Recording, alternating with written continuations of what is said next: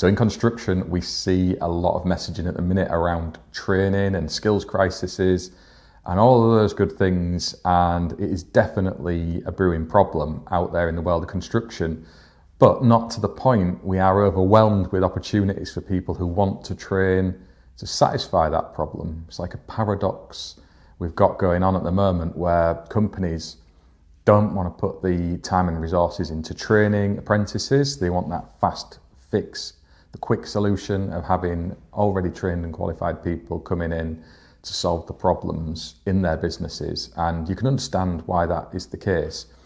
And we've also got lots of smaller employers who are really squeezed at the minute with the costs on their business, be that through taxation and just the general rise in what it costs to operate a business in the UK these days. And hiring apprentices has fallen further down their list of priorities, it is fair to say. So I guess, the question is, what do we do about that? And we see a lot of stuff coming out of the electrical industry, so the bodies that represent us, if you like, and there's a big focus of late on more funding for colleges for the apprenticeship provision, which is much needed. The colleges were struggling and still are to a degree for recruiting trainers, also having the workshops kitted out in a good enough way, and that problem definitely needed to be tackled. And we've now got conversations around kind of what we do for the full-time study route, so the modification of that to give people a working mechanism to enter our industry if they're retraining. The trouble is we have a lot of people who come out of school and then enter into these routes themselves, so full-time study where they go off into a classroom and sort of placed there until the prospect of an apprenticeship comes up. And I know through my work with Apprentice One-to-One and lots of the training providers we support and interact with, there's classrooms full of people in exactly that position who just cannot find a work placement to complete the training. The full-time study route needs that work experience and also to then complete the MBQ portfolio and do the AM2, and there's a real barrier there for a lot of these young people who are placed into those kind of training routes because there isn't any apprenticeships to ever come out the other side as sort of productive members of industry with career prospects for themselves. It's a double loss, really. And then the apprenticeship side of that, we want to get people on these vocational training routes where they're getting high quality training, really good skills, and they can go into industry and develop careers for themselves and serve the sector as is needed. But unfortunately, the positions are just not there. It's just a sad fact, and I see that from the very beginning of Apprentice One-to-One. I originally naively thought that it was a COVID thing, because there was a number of apprentices and such reaching out in really difficult circumstances where their employers had sort of shut up shop and let a lot of the staff go, especially those who were kind of unable to work on their own. Apprentices by nature need supervision.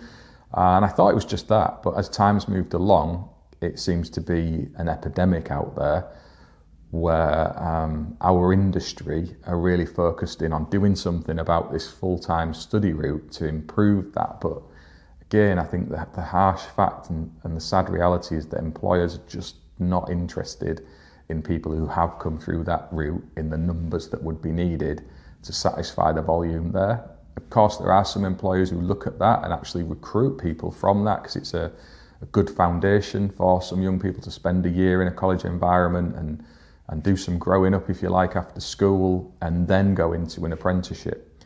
But those employers are few and far between, and generally most people are looking for school leavers to place straight into an apprenticeship, or it's through friends and family if they're a smaller employer, people they already know, bringing them into their companies.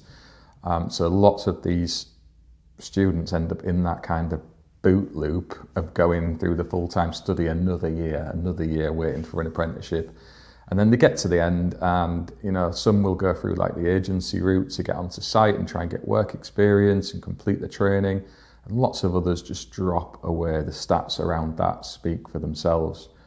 And I think some of the messaging from the electrical industry of things is a bit opaque out towards government about what needs to be done to help solve that. And I think we need some drastic action towards SMEs and micro businesses to try and encourage those employers to recruit apprentices. I think that would be a great foundation. It's not a sexy buzzword, it's not a fast fix. We can't just tweak around the edges of a full-time course that's got colleges full of people on them already. It's just not going to work, in my opinion, as an employer in this sector, and somebody running a community like Apprentice One-to-One with tens of thousands of people in this now. We've got not just on socials, registered through the website, direct links with employers. This is a big resource and database of information that comes back towards me. And I think if we're serious about that, it's where we need to focus. As a collective in the electrical industry, so all of the bodies that are out there, you like to see your CPSs and the ITs, the ECAs, the TESPs, the JTLs, all these really big organisations need to work together to try and get that message into government and have some sort of action that is helpful. Otherwise, things are just not going to change. We'll keep repeating the process of failure, and we've had that in training in our sector, and I think it goes more wide into general construction as well, beyond just the electrical industry, where we have had this abject failure through education on the apprenticeship model and also through the full-time study route for maybe a decade and more. It's hard to say that, but it is what's actually been going on, and there's no point trying to divert attention from there. The fruits of our labour are there for all to see. We've got a shrinking workforce. We do have issues with quality out in industry of installed kit, and we see that very often. We've got a pool of labour that's come into our sector through short course training mechanisms, and the kind of issue of dealing with that in upskilling and bringing them to this new level in the industry that we've decided is now the acceptable baseline. And there's just a lot of confusion, I think, and hopefully someone at a government level is going to get a hold of this and do something about it that is truly helpful to the people who can fix it. It isn't in the electrical industry of things, it is in the small micro employers and SME businesses like I run who can really drive forward apprenticeships. We need less focus on what is the technical competence and capability that we need to define in a document and an education framework to become an electrician. We need to trust in the people who are already doing it to pass those skills on to the generation coming next. And how we quantify that in the world of academia is an irrelevance alongside that. We've got that crisis of skills, and the people who can solve it are leaving the industry a year at a time. And if we don't tap into that quickly, the consequences are going to be dire. I'm 45 years old next year, and I'm still actively out on the tools trying to impact and train other people. And there's other people in a similar circumstance to me who would happily do the same if they had a bit of support at the outset of recruiting apprentices. And, it's really tough for those micro employers especially. And the upsides do come. It's just that barrier right at the start in terms of funding now is just so high, people cannot take that step. It's easy to sit and say, well, if you just get going with it, and in a year or two you'll have a productive member of staff who can help you generate money. And that is true if you could kind of leap forward to that. But the getting to that point now without some sort of support is really, really hard for lots of small single-person companies. I think that is something that government could help with, be that some sort of allocation of levy funding that is unclaimed, that can be reallocated back into those areas, or returning back to what happened in COVID, where there was the £4,000-ish payment, which was way more useful than the £1,000 you get now for 16 to 18-year-olds, especially when a lot of smaller employers contribute that back towards the training costs. And I know some colleges can do certain things around that to have those costs absorbed and taken away, but the fact is lots don't. And it is just a cost the employers end up bearing. So the net effect is zero, basically.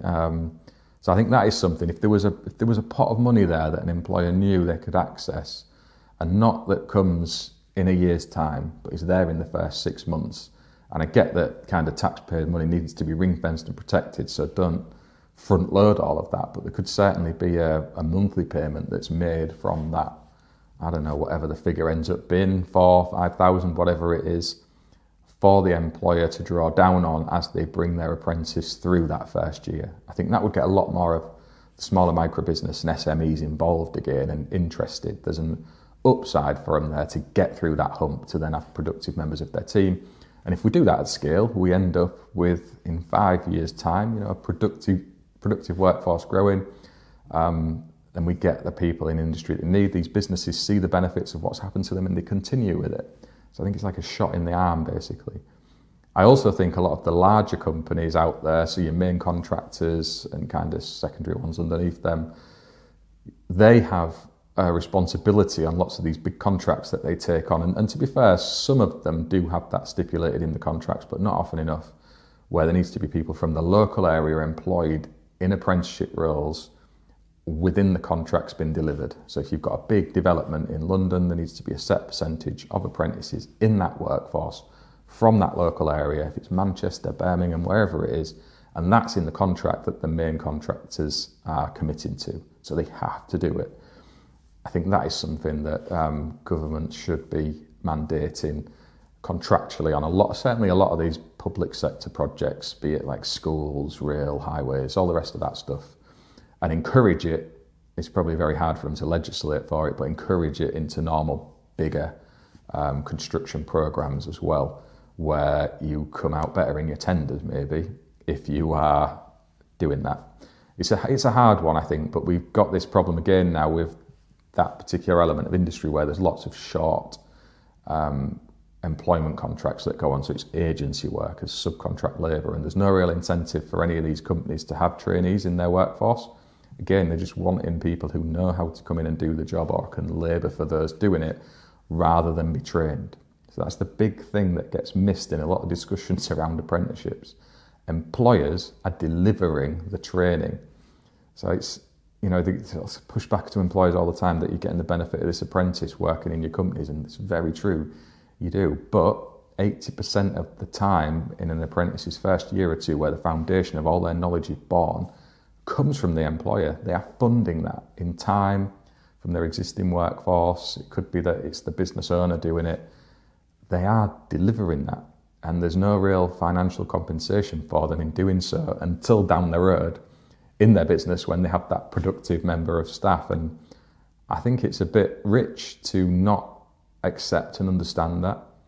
And perhaps some of the full-time funding, we need to remember lots of these school leavers who were placed onto those routes, it is taxpayers' funding paying for it, could be reallocated towards employers to encourage them to take on apprentices, and then maybe do something around funding that with the colleges as well. So I don't know if it's some sort of split on the funding, because obviously they still need to take in the revenue, they need to operate the training provision. But I think ultimately there's something there that can be worked out which doesn't cost the taxpayer a great deal more, supports employers and delivers for the education providers too. I think that is something that should be looked at. And at the minute, looking at this and through being involved in some of the committees and stuff that are out there in developing some of these courses and training, there's lots of people who are well-intentioned and trying really hard to do good things for people coming into the industry and those of us already in it. But a lot of the voices that are often unheard are those from the micro businesses and SMEs. I think I was the only one in the apprenticeship framework who was kind of sub 5 people in their company feeding in to that. And, that's not really on those organisations developing the standards and the frameworks. They ask for volunteers, they ask for people to get involved. And I guess there's a double-edged sword there that if people don't know about it, they can't get involved with it. But yeah, I just wanted to put that out there in the hope that it's maybe useful to anybody who has impact on apprenticeship training within construction and specifically the electrical sector, because I'm quite worried about where this is heading. And through what I've seen, the last 6 years coming up to now running Apprentice 1-to-1 and going into the various colleges and training providers around the country, networking on and offline with tens of thousands of people going through training and those delivering it and people employing people through it, it just seems an absolute mess. And if something isn't done quickly, it isn't going to get any better. It's the raging fire behind the trade. I've said that a lot. We see a lot of the chat crop up. It could be any topic. We've had the recent one just this last week around fires in solar PV systems, and there's voices blaming inverters, blaming solar panels, and before they were blaming DC isolators and MC4 connectors, and all of those things. But fundamentally, it all traces back to skills and training. The abject failure in skills and training over the last 10 and 15 years has been a disgrace, and something drastic has to happen to pivot away from that. I did think, and I do believe, we're getting a slow turn to better times. We've moved away from short courses, the 5-day, 5-week wonder stuff that was out there. We do have a different framework now for the traditional apprenticeship, for want of a better terminology, and a new iteration of electrical training, the domestic electrician as well. So they're all positive moves. We've also seen the development of Electrician Plus, which, to be honest, again, I think is very well intended, but is actually embarrassing to the sector as a whole, that our training has been so poor that we have to term something Electrician Plus for people going through what would generally be considered normal career development as electricians. I think that is a bold statement that's been made, and maybe unaware of how that actually looks back onto the sector. That if our training as electricians isn't good enough, why are we coming up with this plus terminology? It just doesn't make any sense to me at all. I think that is something else that we should move away from, to be fair. And electricians are electricians. If we're doing wiring reg update courses, 2391s, design, 2396s, your solar PV, your battery storage, we don't need to term it plus. It's just a niche in our industry that we kind of drill down into, a specialism. It's not a plus, but yeah, that's a separate side topic, I suppose, that I've ended up jumping down that rabbit hole on. And yeah, in my own way, having gone through, I'm speaking here as somebody who employs people in my business. So I employ apprentices, I employ electricians. I have done countless courses myself over the years, so many, and none of it has been especially good, is the short story. And I think if government was to poll actual electricians on the training we have had, and I started mine on the YTS scheme back in the day, the feedback from that would be pretty abysmal, I think, at large, whatever level of that training was done. And the facts around that would be interesting data. And again, often the industry of things presents this stuff. I saw some the other day, I think it was on ECN, where they produced some data around apprenticeship, employment and dropout rates and stuff, and there was questions coming back from people in industry of the kind of accuracy of that data and how it doesn't help, and inaccurate data never helps. But I think data is much like your wine and your cheese. There's different flavours to it, and some people will really like the flavours and smells of certain cheeses and wines, and other people will hate them. And I think your stats and statistics are a lot like that you can take elements of research that's been done, and someone will really like it and want to run with it, and someone else will absolutely hate it and think it's wrong. You can manipulate all of this stuff to say whatever you want. I think the harsh facts behind all this come from the mouths of the electricians who've gone through it, not in the data, not in the output of what's coming out through training right now. Successful outcomes is percentage in, percentage out. We can all see that. I think in apprenticeships it's around 56%, something like that. And the full-time study routes, it's down in the 30%-ish as a broad national average. Both nothing like good enough.